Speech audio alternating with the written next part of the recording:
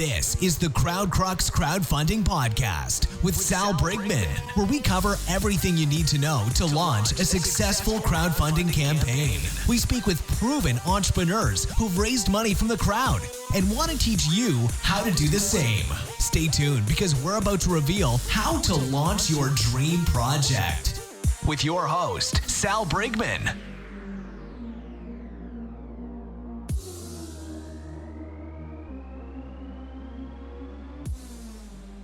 Before we get started with this podcast episode, I want to take a second to introduce you to my friends at Fulfillrite.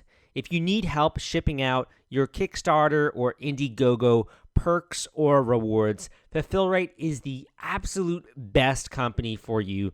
I've been working with them for a while and I can vouch for their services. They make it dead simple and take all of the headache out of shipping out all of those boxes, all of those orders to your backers and your customers. If you want to check them out, go to fulfillrite.com at FULFILLRITE.com. Hey, welcome back to the Crowdfunding Demystified podcast. My name is Salvador Briggman. If this is your first time tuning in, we cover how to raise money with crowdfunding, how to get funding for your project. Could be a technology gadget, a gizmo, could be a fashion item, a design product, or something more graphical. You know, I'm talking about like a comic book or a tabletop game, or actually in today's case, we're talking a little bit about the creative side for the artists out there in the audience. You know, we cover a lot of like hardcore marketing and technology and that kind of stuff on this show, but I've been recently trying to get more creative types of entrepreneurs. So people that not just artists or not just creating something that is designed to evoke an emotion in some way, but also have the marketing chops to be able to make money at it as well. Because there's so many great artists out there. You think of like Van Gogh, you think of just really well-known people that in their time, they had no ability to market themselves. They had no way to make good money from their craft. It's only afterwards when they were discovered and like hailed as being a genius that they started to get all this acclaim, but it didn't matter because they were already dead, you know? So the cool thing about nowadays with social media and Kickstarter and crowdfunding, Indiegogo, is that you can actually get acclaim for your creative pursuit now. You don't have to wait until you're dead to have all these accolades and people loving you and gathering a tribe of followers around your work. You can actually do that now. So we actually talked with a female entrepreneur and female creative type who designed a tarot deck that's raised over $50,000 for this more than 1,000 backers of this tarot deck that she created and made and designed all of the artwork and such. And she shared a lot of salient points. Very, very good vocab word there. Salient points when it comes to the artistic process, as well as how do you actually make freaking money, man? How do you get traction? How do you get traffic? How do you get, people to care about your artwork and to care about your more creative style projects? So I think a lot of stuff that she said also applies to really interesting ways you can almost validate a product. We don't talk about this enough, but validating a product is so important before you go live with a crowdfunding campaign, because when you validate that there is demand for something, you are way more likely to see purchases or backers or pledges on day one with your project. And in addition, during the validation phase, you can also gather contact information, emails, you can get qualitative and quantitative feedback. And in that way, you can be way more assured about, I think, as a business owner, setting aside a budget for your campaign launch, making tough decisions. When you already know there's a base of people out there that want this thing that you're making and that they basically have responded pretty well to what you've been doing so far, it's much more assured that you're going to do well with a crowdfunding campaign. As an entrepreneur, I think it's important to take risks. You got to be risky. You got to be willing to put yourself out of your comfort zone, be willing to work a little bit longer hours, be willing to put things on the line for what you believe in and for your dreams and for the vision that you have for your life. But at the same time, you don't want to be stupid. You don't want to make stupid decisions and just risk a bunch for no reason. A lot of entrepreneurs out there like Richard Branson, etc., they really make calculated risks. Calculated risk-taking, I think, is the name of the game, and making it so that, you might be willing to invest a month of your life in this project. You might be willing to put up some money for the marketing, put up some money to help you put together a really good campaign, but you're not doing it in a way that's stupid or unintelligent. You're actually doing it in a very proven process, following a formula, and also you're very intelligent about the validation phase, and you know that there's at least a pretty decent chance that people are going to want this thing that you've created because you've done your research and you've you've done your homework, and that is the name of the game. So I hope you enjoyed today's podcast episode. In addition, if you would like to discover the complete formula that I have for you when it comes to launching a crowdfunding campaign, could be creative, could be more of a technology project or a gadget or a gizmo, I've written a book called The Kickstarter Launch Formula, which is available on Amazon. And you can also listen to an Audible version at crowdcrux.com/Kickstarter audio. That is crowdcrux.com/Kickstarter audio, crowdcrux.com/Kickstarter audio. That's a great, I'd say, beginning tomb or beginning complete guide for you if you've never done a crowdfunding campaign and you're really wondering the fulfillment stuff, if you're really wondering about the marketing stuff, how do you get traction and backers, how do you get strangers to support your campaign. You'll find all of that in that book and the complete proven formula for getting a project funded nowadays. Hope you enjoy that. And also at the end of this episode, I will share a way to work with me if you would like to and you'd like to do a little bit more personalized attention aside from listening to some of my content out there online. Hope you enjoyed today's episode. It's coming up right after this. Hey guys, welcome back to the Crowdfunding Demystified podcast. We are today talking a little bit more about the creative side when it comes to Kickstarter, when it comes to crowdfunding. We're about to speak with a creator who's raised over $50,000, attracted more than 1,000 backers for a really interesting Oriens Tarot Deck that I'll let her tell you a little bit more about. And today I kind of want to explore for those artists out there in the audience, how do you even get traction, how do you get funding, how do you get attention and really market yourself as an artist, which I think is very difficult to do, particularly if marketing doesn't really come natural to you and you're more of the creative type. We're getting into all of that today. Sun, welcome to the podcast. Hi, thank you for having me. So you also mentioned that you've listened to this show before in the past while you're getting ready for your project. Is that right? Yeah, that's right. Before I started this project, I actually did a lot of in-depth research on Kickstarter or crowdfunding campaigns, trying to see what's the best option out there. Because I think in this age, there's just so many ways you could sell a product. Like, it's really hard to find one that's good for yours. Totally. Yeah. When it comes to your product, it's a little bit different. How long have you been working on this? The artwork for the tarot deck. What even got you interested in doing a project like this in the first place? So this is really fun because this project came out from my uni. So I went to SCAD in Atlanta, and this was a project that came out of our department, and we were asked to create 1 or 2 illustrations to make a tarot deck, and it was sold, and all the funds were used for our department. So when I left uni, I was looking for jobs and doing all this other stuff, but I also wanted to further my illustration skills. Mm-hmm. So I figured this would be something really fun and challenging for me to do because at that time I was having issue trying to nail down what my illustration technique was, what's my voice, or like searching for your voice as an artist. So do you also read tarot cards? I actually don't, which is really interesting. Yeah, I have some friends that do. It's really interesting and fascinating from what I've seen. Yeah, I have had my tarot cards read, but I wouldn't say I'm a tarot card reader. Just because I feel like you need to be really intuitive and you need to really know how to speak to others through words. And for me, because I consider myself to be quite introverted, so it's very difficult for me to express myself a lot of times, which is why I think I do it mostly through my art.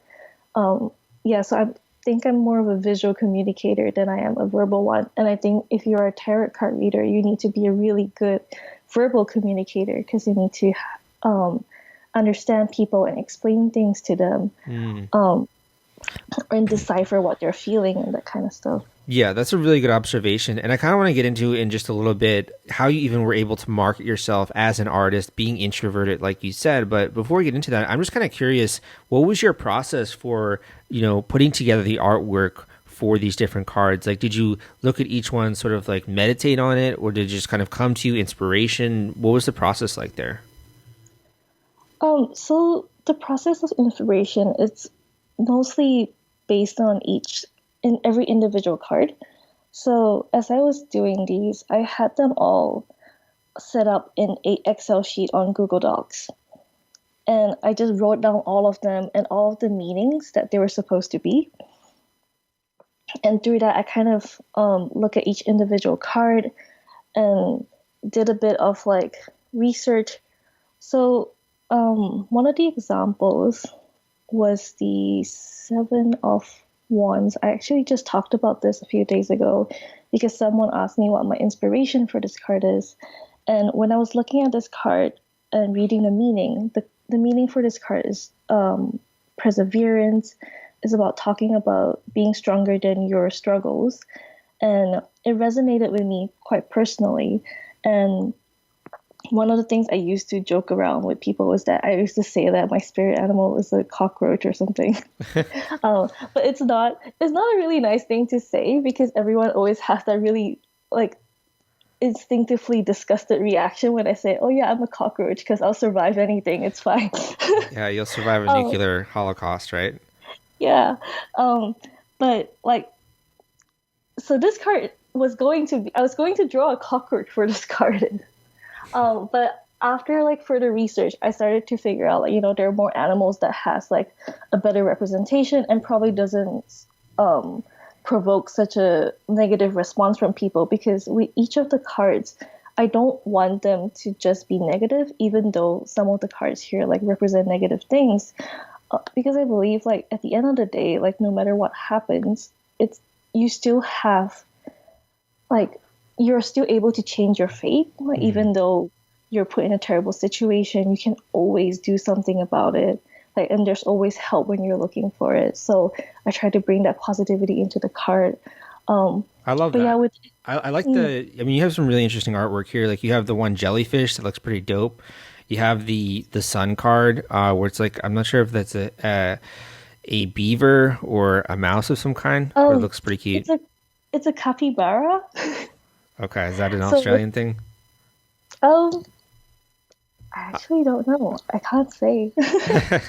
I don't think so. But with this animal, why I chose this animal was because, like, there's always, like, I always see images of the capybara hanging out with all sorts of different animals, and they're just so chill. Like, they can just hang out with, like, monkeys to cats to dogs to, like, rats, like, just anything. So they just represent this warmth, which is why I picked it for the sun card. Very cool. Very cool. So I kind of want to talk about your launch here because, I think for artists, marketing is a very difficult thing.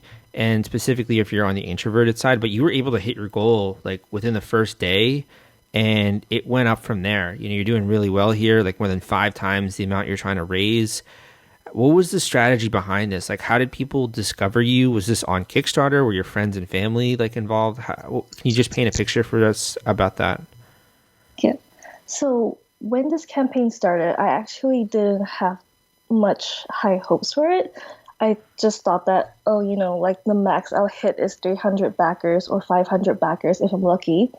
But I was very fortunate that that wasn't the case, because one of the reasons why I persevered with this project was because when I started posting this on the internet, it got a little bit of attention. So I had people asking me, when are you going to sell them? And this is constant throughout the last 5 years. I have people just asking me, like, just like monthly, when are you going to come out with this deck? And because of that, I started a mailing list, which is just simple as a Google survey, and I had them put in their email address, and asking them simple questions like, what do you want in this campaign? Like, what kind of stuff are you looking for? That way I get some insights too as to what people want. Because I had that mailing list, I actually had about 800 people throughout 5 years who signed up for it. And because I'm kind of a cynical person, I always thought that, 800 people said that they'll pre-order it. But realistically, we're looking at 300 maybe, considering this is collected over the last 5 years. So the people who said they wanted to buy it might not be interested in it anymore. But it was still good that I had that list, because I could use it in my marketing campaign, which is not that much of a marketing campaign compared to what other people do for their Kickstarter. At the same time, I mean, it gives you so much valuable information about the project, and you're getting feedback, real feedback from the community. Where did you share that? Like you mentioned, starting to share your artwork. Where was it? Was it on Reddit? Was it on Tumblr, Instagram? So mostly it was on Tumblr, Facebook, Instagram. I've had the most success on Tumblr, and I actually don't have that many followers, which is something I find to be kind of interesting as well, because I always thought that you need to have a certain amount of followers for you to be able to launch this kind of project. But when I launched my tarot card project, I only had about 500 followers on my Instagram. I just hit 1,000 on Tumblr, and then I only had about four to 500, but it was the low end of 500 on my Facebook as well, and I barely have 100 on Twitter, if I remember this right. Okay. Yeah, so I always thought that you need to have more than that amount of number of followers to launch a campaign like this, because when it comes to art, it's still a bit of a luxury product, because it's not like a product that will improve your life. It's not like, with tech, you can always sell it from the perspective that, yeah, this product will improve your life. You need it. Solve That's the why problem. Yeah. Yeah. This is more like you saw my art, and somehow it made an emotional connection to you, and you want it in your life. So with this kind of project, it's always a hit and miss. When I was doing my research, I kind of observed a lot of different tarot card projects on both Indiegogo and Kickstarter. I also started joining a lot of tarot groups on Facebook, especially because the tarot community in Facebook is so strong. Like, they always discuss about what kind of decks they like, and the things they like in decks and the things they don't.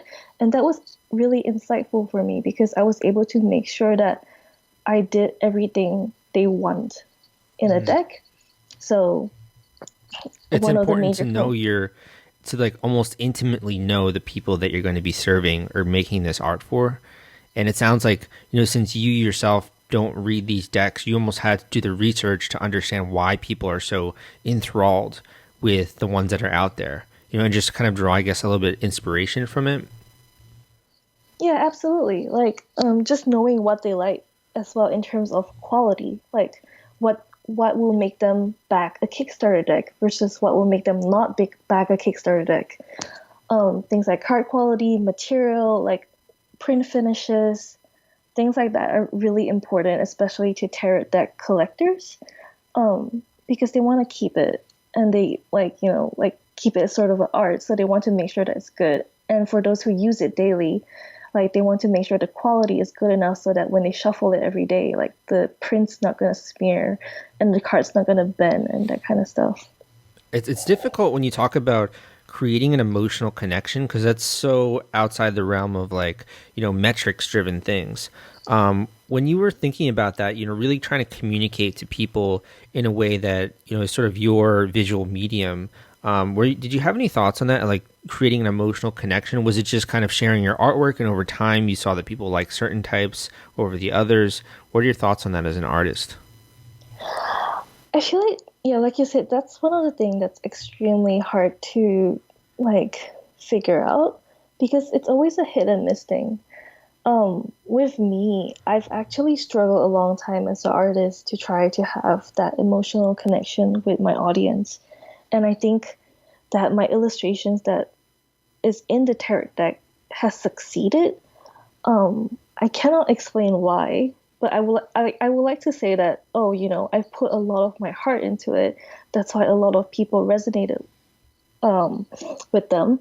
But a lot of people put heart and effort into their works, and sometimes it just doesn't work out. So yeah, it's really hard to give a definite answer to that, because that's something I'm always struggling to as an artist. Totally. I always say, I don't know why you feel the way you do, but I'm really glad you do, and that my feelings are conveyed through this visual medium. Before I ask you a few other questions here, just while we're on the point, do you have any other tips for the artists in the audience when it comes to marketing or putting yourself out there?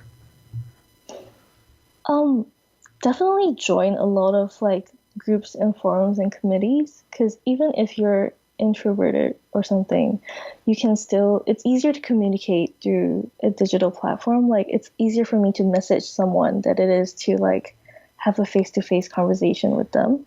And just be really sincere about what you're doing. I think people react well to sincerity. Like if you're transparent or truthful, people will see it. Don't try to be someone you're not. It's one of those things that I always emphasize to people. Like you can see that some artist gets really popular doing something and you try to imitate them, but then at the end of the day, that's still not you. Yeah. Well said. Yeah. Well said. Be original, be yourself, be authentic. One of the things you mentioned earlier was that you are more of a cynical person, and you almost kind of are planning for the worst here and preparing for the things that are unexpected. And you mentioned one way of doing that, of like building your email list. Are there any other things that happened that were like unexpected when it came to this project? Unexpected. Are you asking like unexpected, like negative or positive? Either. Okay. I'll start with the negative and I'll move on to the positive. Sounds good. Unexpected from this project is that you get a lot of email and messages from people that has nothing to do with your project or Kickstarter at all, and it can overwhelm you as a person. And when this project started getting really, really popular, I was getting private messages like daily, especially the first few days. I was getting a lot of messages on people asking me questions again and again, even though it's listed on the campaign. And you just have to learn to be patient and answer all of them, even though there's a lot of individual emails with the same question. And learning to detach yourself from comments and feedback and things like that are not helpful to your campaign, because you get one or two people who are always like asking you why are you not doing more for the campaign. And I feel like as a one-man show doing this campaign, it's been like really stressful when it comes to things like that. Because when I started planning this campaign, it was intended for an audience of about 300 to 500 backers, but now it's about 1,001. Like I need to start sourcing for better printers, or printers that can offer more quality products, or I gotta introduce you to a killer resource, The Gadget Flow. Their website reaches more than 28 million people per month. Brands like DJI, HP, and Pioneer have used them to increase awareness and boost sales, along with more than 4,000 crowdfunding campaigns. They have a new unboxing series on YouTube where you can get your product unboxed by a tech expert. Lastly, you can get feedback for your crowdfunding campaign and increase conversions by using Crowd Insight. You can check them out at thegadgetflow.com. Just like add-ons and extras. And when I first started this campaign, it took me a good 6 months to wrap my head around the whole process, to find the printer that I wanted, to do a quality check on samples. So for me to have to rush this process in 2 to 3 weeks, it gave me a lot of stress and anxiety. And fortunately, I was able to talk myself out of it after also talking to like my friends and like having them like voice their opinion, like just tell me like, it's okay at the end of the day, because I need to remind myself constantly why I started this project and what is the end goal. Like the end goal for me in this Kickstarter project was not to earn like a lot of money and just try to like, like earn through like having a higher profit, because my margin's lower. What I really wanted to do was to create a good product that people resonated with. So the other thing, you mentioned was discovering your voice as an artist and being willing to put out that into the world. And like, you're getting real feedback from more than 1,000 people that are going to have this in their hand and be able to, interact with either their customers if they're reading tarot or doing it themselves. So you're making a pretty big dent in the universe here. And I think it's kind of scary as well when you're doing a project, because you see people canceling their pledge sometimes, or you see them leaving a comment, and like it almost creates like this anxiety feeling of expectation, and you don't want to let people down. You have all these voices now that have questions, and it can be very stressful, if you've never done that before. Yeah, absolutely. Like, it did put a lot of stress on me for the first week, but then I kind of talked myself out of it. Like, it's just a matter of, I feel like it's just a matter of detaching yourself and realizing that nothing is personal. Because for artists, when you put art outside, you don't have control anymore as to what people think of it. Which is why in the beginning, when I was starting to make this deck, I didn't really want to give out like what my intentions were or what my ideas were when I was making it, because I wanted people to come to their own conclusion. That being said, I also now have, with the help of my writer and my editor, created this guidebook, which hopefully could help the people who want it, because I think that everyone works and functions differently. So for some, they're more intuitive. They just want to look at the pictures and be able to decipher it themselves. But for others, they will want that guidebook, and that's fine. Because everyone functions differently. And even when there are negative comments, like, I just have to learn to let it go and realize, you know what, it's actually not personal. They just have a reaction to this card because, I've done my job. I've evoked a feeling. Even though it's a negative feeling, it's still a feeling. Yeah, exactly. Anytime you're creating that kind of polarizing thing, I think it's a good thing, because the worst thing you want is people to be like, meh, it's okay. That's not going to motivate anyone to want to be a part of a project if it's just like kind of vanilla or boring or just doesn't stand out. So it's good. One of the questions I had for you, the things you mentioned, the other thing giving you kind of stress was the fulfillment and the shipping. And I think a lot of the times, if we were to do fulfillment like in our own country, it's fine. But you're offering worldwide fulfillment, and that can be a little bit stressful, is trying to figure out like shipping rates and all that kind of stuff. But you bake that into the price. What are your thoughts? Like, how did you figure that out? So when I was planning the project, the printing company I went with has their own fulfillment services. So it was a very linear process. Like, I just print with them and they'll ship it for me after. And they provided all the data on how much it's going to cost to ship, what is the additional service fee, if there's warehouse fee, and that kind of stuff. So that was really simple. What was difficult was that now I'm looking at other printers for alternate options.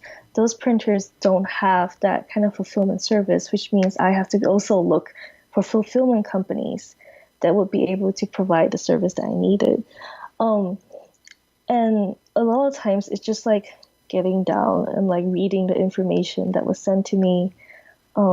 Because what I want, I'm hoping that, because when Kickstarter campaigns launch, a lot of people know that inevitably there might be delays that could happen, but I would love to minimize it if possible, because there are certain things that we have no control over, like weather or, technical error or accidents and that sort of stuff.